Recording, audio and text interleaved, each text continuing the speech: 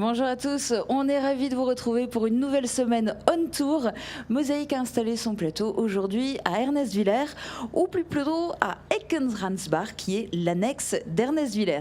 Grâce à cette nouvelle étape des Estivales on tour, vous allez tout savoir sur cette commune.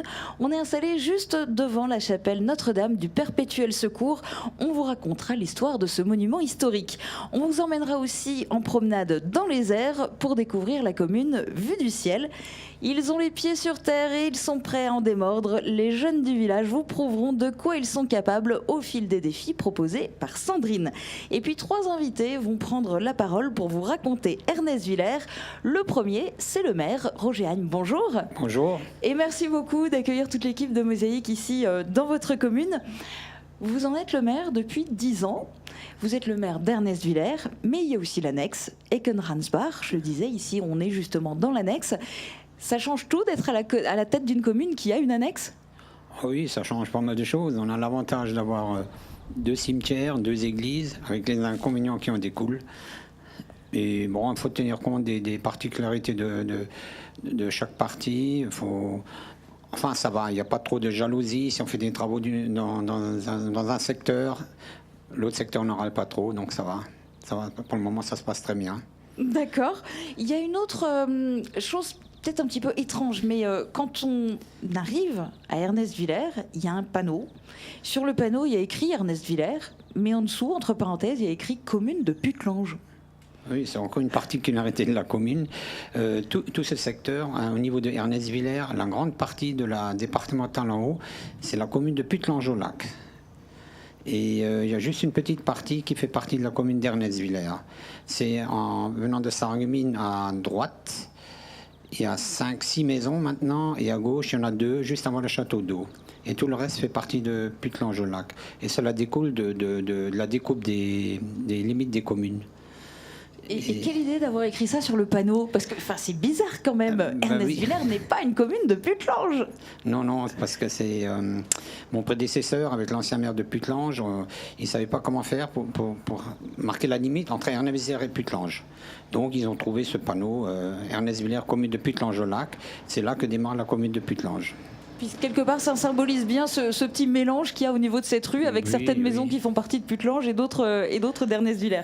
Alors justement, Ernestwiller, parlez-nous de votre commune. En tout cas, vu de l'extérieur, ça donne l'impression que c'est un havre de paix où il fait bon vivre. Ah oui, il fait bon vivre, Ernestwiller. C'est une commune très calme. C'est campagnard, il y a de belles forêts, il y a des circuits de promenade, il fait bon vivre. Puis question situation, on est relativement bien situé par rapport à Sarralbe, 10 km, Sarreguemines, 10 km. Donc entre Sarralbe et Sarreguemines, il y a les zones industrielles de l'Europole 1, de l'Europole 2, même Forbach, 15 km, c'est pas trop loin, entre 15 et 20 plutôt, c'est pas trop loin, donc on est relativement bien situé. Et puis l'accès à l'autoroute aussi, du coup ? Et puis l'accès à l'autoroute au niveau de l'Opersouze, oui. Et puis alors, spécificité ici, autant l'annexe Eckenransbach est relativement passante, autant Ernestwiller, si on y va, c'est vraiment qu'on a décidé d'y aller, on passe pas par hasard. Ah non, on passe pas par hasard. Si on y va, on arrive au bout, on peut pas aller plus loin. Il faut ressortir par la même route. Voilà, le cœur du village est une impasse. Oui. Comment ça se passe dans la commune ? Est-ce qu'il y a un petit peu des projets ? Quelles sont les prochaines choses que vous avez de prévues, aussi bien du côté de Ernestwiller proprement dit que de l'annexe Eckenransbach ? Les projets, actuellement, on a un projet de voirie qui est en train de se réaliser, impasse des Prés. Jusqu'à présent, il n'y avait qu'une voirie provisoire. Alors maintenant, on fait une voirie définitive avec enfouissement des réseaux. Il y a un projet de sécurisation de la rue de Grundwiller à Eckenransbach, parce que c'est une descente, c'est un vrai tremplin pour les voitures. Alors il y a des excès de vitesse et tout. Donc on a un projet avec un ralentisseur, un plateau, des passages piétons sécurisés, éventuellement un petit îlot à l'entrée du village, voilà, histoire de ralentir un peu les voitures. Eh bien, on va continuer de parler de votre commune avec les prochains invités et puis tout au long de cette émission. Merci beaucoup d'y avoir participé. Merci encore de nous avoir accueillis. On va maintenant faire la connaissance d'un échantillon de vos jeunes administrés puisque Sandrine est avec eux. Coucou Sandrine, est-ce que tu peux nous présenter tes 4 nouveaux amis ? Avec plaisir. Alors aujourd'hui, je suis avec Alexia, Laurine, Joachim et Kylian. Et ils vont pouvoir s'affronter dans des défis que je vais leur proposer tout au long de l'émission. Et je vais vous laisser découvrir le premier défi. Pour ce défi, les deux équipes vont devoir se déplacer d'un cerceau à l'autre en tenant un ballon entre leurs têtes. Ils n'auront pas le droit de se servir de leurs mains et si le ballon tombe, ils devront reprendre depuis le cerceau de départ. La première équipe à rejoindre 3 fois le cerceau d'arrivée remporte le défi. Bonne chance à tous! Alors, mes deux équipes sont en place. Dès que vous êtes prêts, on pourra lancer le jeu. Est-ce que vous êtes prêts? Ouais? Ok, bah alors c'est parti, prenez le ballon et essayez d'atteindre le deuxième cerceau, alors sans les mains et en le tenant entre votre tête. Alors les filles ont déjà un peu pris de l'avance. Ah, elles ont fait chuter le ballon, vous retournez vite au début.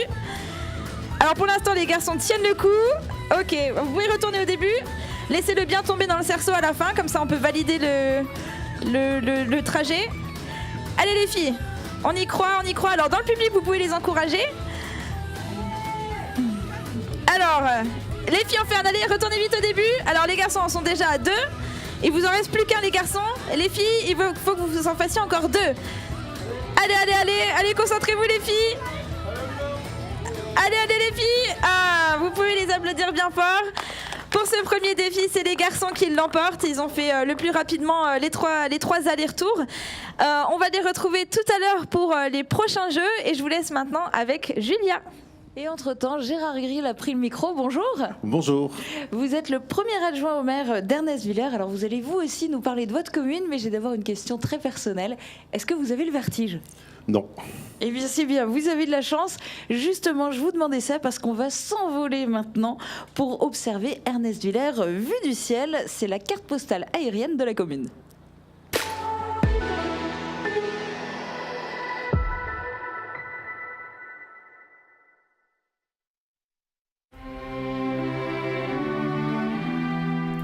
Bienvenue à Ernest-Villers. En 1141, Rindibura faisait partie de la paroisse de Ramesbach, aujourd'hui Eckenransbach. Plus tard, le village fut abandonné. Le 8 novembre 1603, le comte Pierre-Ernest de Mansfeld, seigneur du Putelange-au-Lac, céda tout le banc pour y construire un village appelé Ernest-Villers, d'après le nom du comte. Ernest-Villers est jusqu'à la Révolution une annexe de l'ancienne paroisse de Eckenransbach. En 1811, c'est Ernest-Villers qui absorbe Eckenransbach. Cette annexe possède l'un des monuments les plus singuliers du secteur. La chapelle Notre-Dame du Perpétuel Secours est classée monument historique. Ancienne église fortifiée, la tour adjacente, érigée au XIIIe siècle, permit autrefois à la population de se mettre à l'abri lors de la venue des envahisseurs. L'église néogothique d'Ernest-Villers, quant à elle, dédiée à Saint-Michel, a été construite en 1910. La commune d'un peu plus de 500 habitants s'étend sur 444 hectares, dont 38 de zones urbaines et 81 hectares de forêts répartis sur 2 massifs. Le reste est consacré à l'agriculture. 2 agriculteurs sont installés dans la commune, l'un à Ernest-Villers, l'autre à Eckenransbach. On retrouve aussi l'emplacement d'un château fort disparu au XIIe siècle qui ne fut jamais reconstruit. Seules les douves sont encore visibles. Sur l'axe Sarreguemines-Putelange et à un jet de pierre de l'A4, Ernest-Villers jouit d'une position enviable. C'est peut-être pour ça que depuis des siècles, on est toujours revenu s'installer sur ces terres. On est toujours revenu s'installer sur ces terres et ça va continuer puisque en projet, il y a une nouvelle étape, ce sont 2 lotissements. Il y a 2 lotissements qui vont être prévus après le PLU, la révision. Donc le plan local d'urbanisme. Voilà. Et il y en aura un sur Eckenransbach et un sur Ernest-Villers. Ça veut dire combien de maisons à peu près de chaque côté? Alors, sur Eckenransbach, il y en aura à peu près 7 et une quinzaine sur Ernest-Villers. D'accord. Parce qu'il y a beaucoup de demandes des gens d'ici, des gens de l'extérieur, ou c'est une volonté de la municipalité? C'est une volonté de la municipalité, mais par contre, on est quand même toujours relancé pour venir s'installer ici. Alors, donc, des gens qui viennent d'où, par exemple?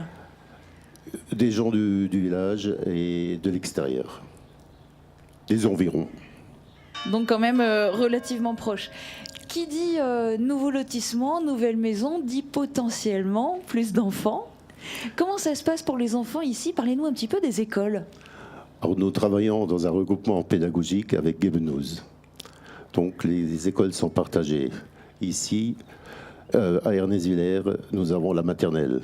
Et sur les 2 autres communes, c'est le primaire qui est réparti entre les 2 écoles. Donc à Eckenransbach, ici dans l'annexe dans laquelle on est, il y a des enfants d'école primaire, ceux notamment qui participent à nos défis aujourd'hui. Voilà. Et puis selon les niveaux scolaires, les autres du coup sont juste à côté à Gebenouz. Voilà. Et ça fonctionne bien? Ça fonctionne très bien. Pas de risque de fermeture de classe, tout va bien? Pas du tout, vu que pour la prochaine rentrée, nous envisageons un grand nombre d'inscriptions. Il y a eu un baby-boom ici? Absolument. Alors pour les tout petits justement, et puis pour les autres en dehors de l'école, il n'y a pas de périscolaire, en revanche il y a des nounous. Ah, voilà, le périscolaire n'est pas existant. Par contre, nous disposons à peu près de 5 nourrices agréées. Et en plus des nourrices agréées, est-ce qu'il y a de l'activité économique ici? Il n'y en a plus, ou très peu. Tous les commerces sont fermés, malheureusement. Par contre, on a quand même une entreprise en devanture, et ainsi que 2, voire 3 micro-entreprises. D'accord. Et puis les 2 agriculteurs dont on parlait tout à l'heure dans la carte postale Voilà. de la commune, on n'arrive pas à faire revenir des commerces dans des petits villages, c'est difficile. Hein. C'est très difficile. Bon. Merci beaucoup d'avoir participé à cette émission.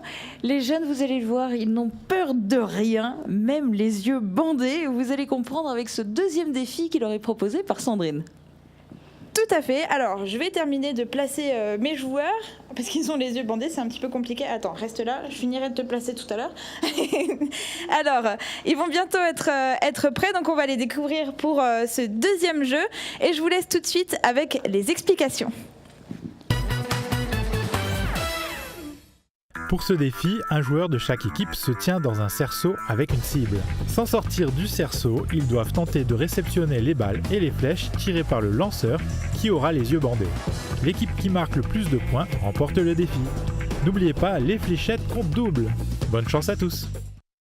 Alors, tout le monde est en place maintenant, on va pouvoir débuter. Est-ce que ceux qui ont les yeux bandés, vous êtes prêts ? Alors, il va falloir que vous écoutiez bien la personne en face de vous qui va vous indiquer si vous tirez assez fort, pas assez fort, plus à droite, plus à gauche. Donc, vous précipitez pas dans vos lancers.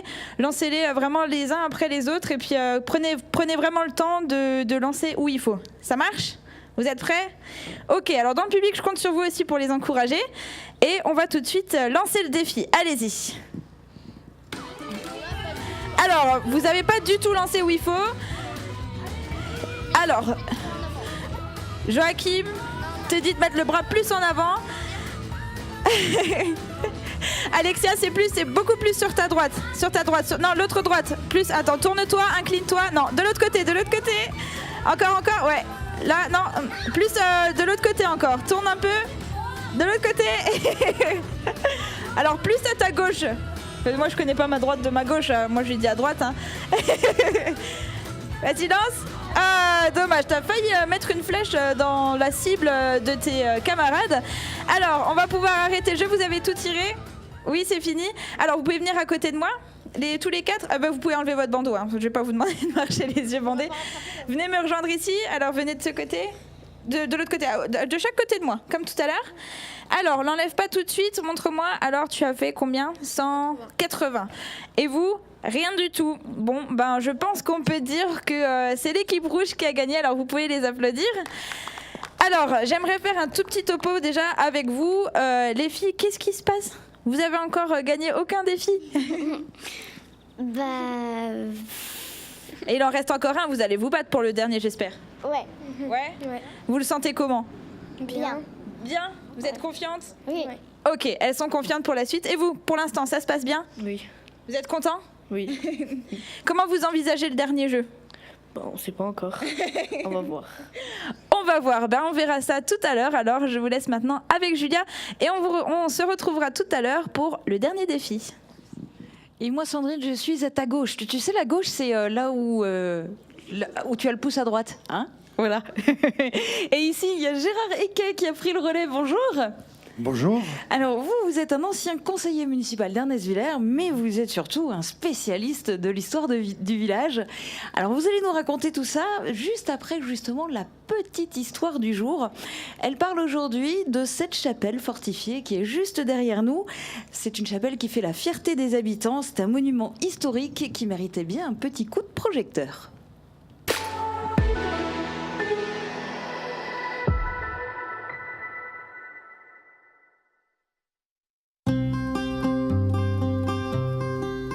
Aussi solide qu'un château fort, cette chapelle qui se situe sur un petit monticule est déjà mentionnée en 1796 selon les historiens. Classée monument historique depuis 1930, son architecture singulière domine le hameau d'Eckenransbach avec les 17 mètres de sa tour. Une tour fortifiée du XIIIe siècle surmontée d'un clocher du XVe qui, bien avant que les lieux ne deviennent chapelles de contemplation, servit de refuge à la population lors de la venue des envahisseurs et sut résister aux dommages du temps et des troubles qui ont secoué la région au cours des siècles passés. Lieu de pèlerinage depuis ses origines, on s'y rend en nombre chaque lundi de Pentecôte, prier Notre-Dame du Perpétuel Secours.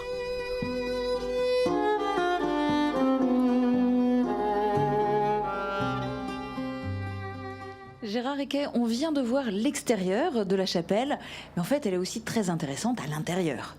Oui, cette chapelle est magnifique à l'intérieur. Elle a été restaurée, enfin les peintures ont été restaurées il n'y a pas tellement longtemps, mais on peut surtout contempler une magnifique vierge en bois.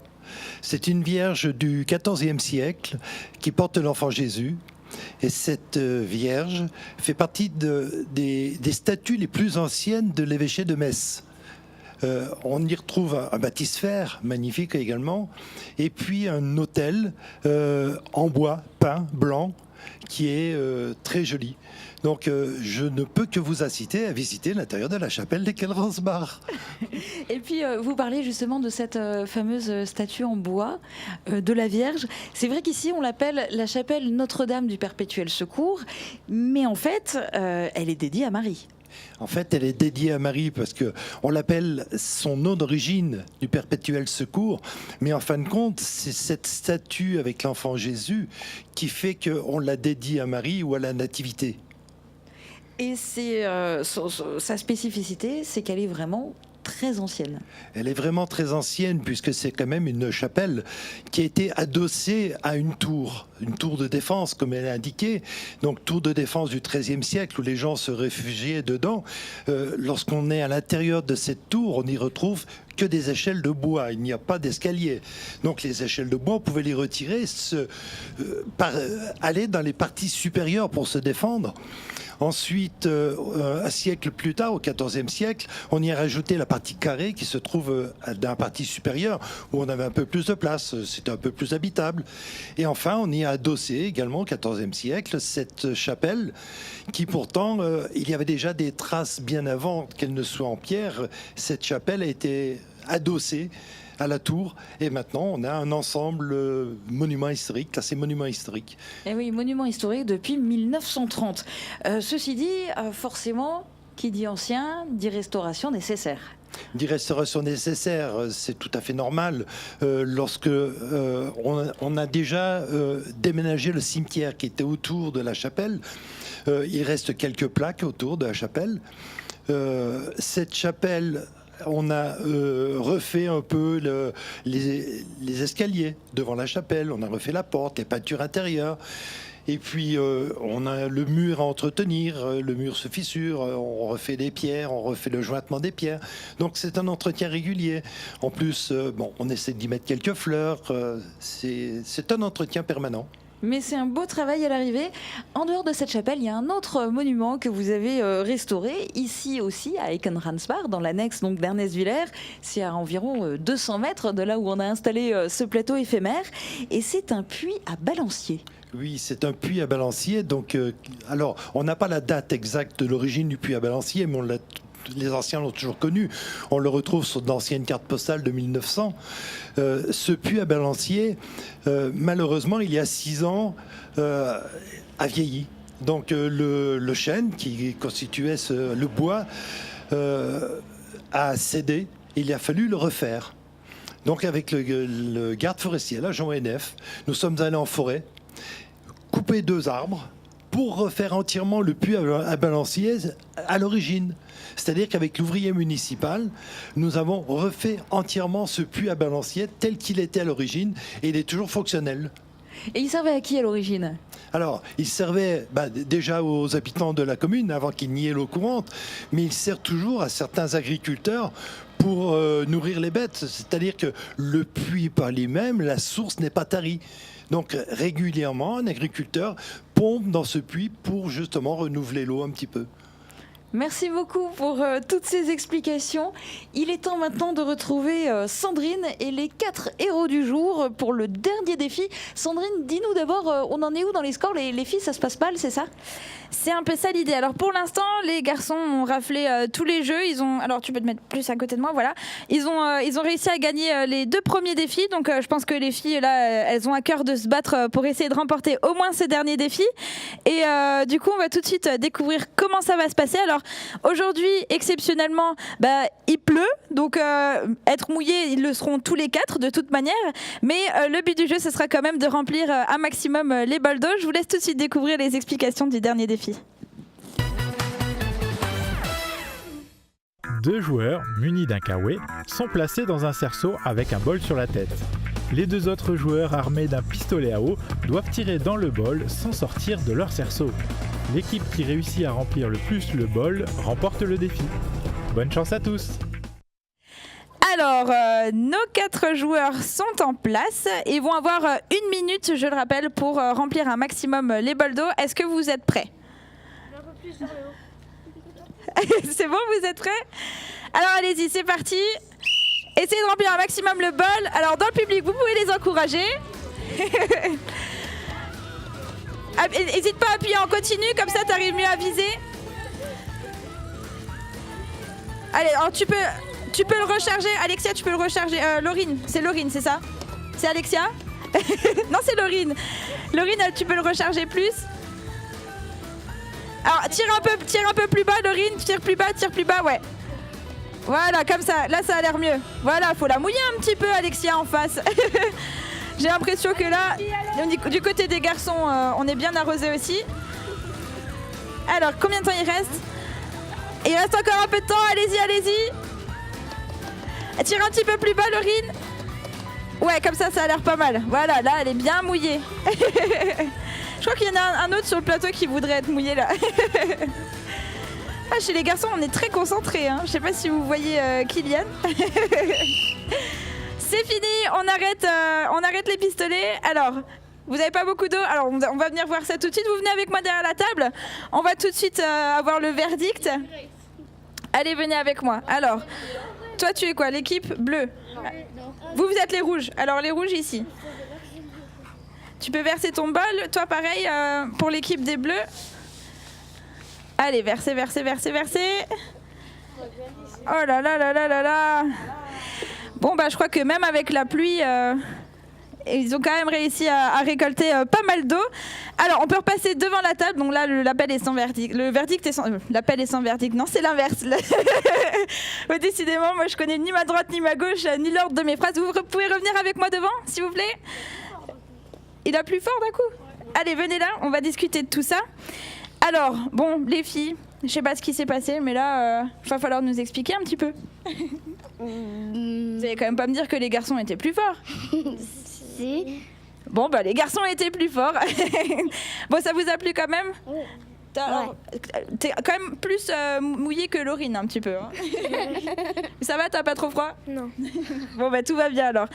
Et du coup, du côté des garçons, comment vous vous sentez là ? Bien. Là, ils se sentent bien, là, ils sont contents. Dis-moi, toi, t'es pas trop mouillé ? Non, ça va. Alors, en tout cas, moi, je suis contente que vous ayez participé et que ça vous ait plu. On va vous remettre un cadeau à tous les 4.